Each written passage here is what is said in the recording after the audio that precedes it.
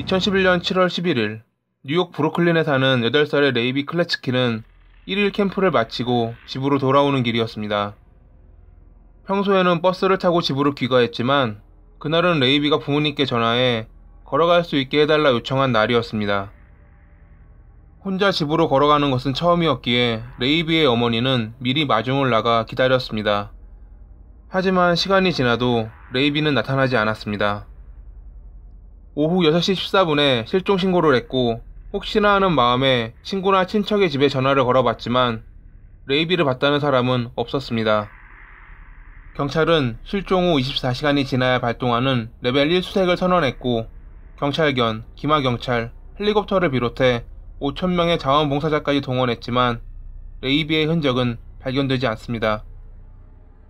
도로에 설치된 CCTV를 살펴보던 경찰은 레이비가 집 방향인 13번가로 빠지지 않고 쭉 44번가로 내려가는 장면이 포착된 영상을 확보합니다. 또 다른 영상에는 레이비가 44번가 끝에 있는 삼거리를 건너 그곳에 있던 한 남성과 이야기를 나누더니 그의 차에 올라타는 모습이 찍혀 있었습니다.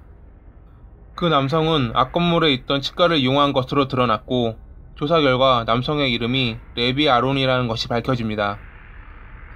곧바로 아론의 집으로 출동한 경찰은 그가 숨겨둔 가방에서 피에 젖은 조각용 칼과 피 묻은 수건을 발견합니다. 냉장고에는 아이의 것으로 보이는 발이 들어있었습니다. 모든 것을 포기한 듯한 아론은 인근 쓰레기통에 레이비의 나머지 부위를 넣은 가방을 버렸다 자백합니다. 그렇게 사건 발생 이틀 만에 레이비는 싸늘한 주검이 된 상태로 엄마에게 돌아왔습니다.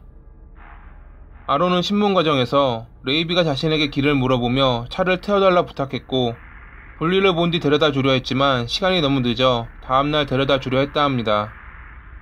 하지만 다음날 거리에 걸려있는 레이비를 찾는 포스터를 보고 놀라 자신의 집으로 돌아와 범행을 저질렀다 주장했습니다. 처음에는 당황하는 바람에 범행을 저질렀다 말하던 아론은 어느 순간부터 자신이 환각에 시달리고 누군가의 목소리가 들린다라는 주장을 합니다. 실제로 어릴 적 조용했던 아론은 9살 때 자전거를 타던 중 차에 치여 머리를 다친 뒤로 신경질적으로 변했고 큰 다툼으로 2번의 이혼을 한 전적이 있었습니다. 아론은 적응장애 진단을 받았지만 그것이 그가 저지른 범행을 정당화하진 못했습니다. 결국 그는 2051년에 가석방 자격이 주어지는 종신형을 선고받습니다. 이 사건 이후 브루클린에 있는 많은 상점들이 길 잃은 어린이들을 돕기 위해 창문에 안전 피난처 스티커를 붙이며 다시는 레이비에게 일어났던 비극이 일어나지 않길 바라는 운동을 벌이고 있습니다.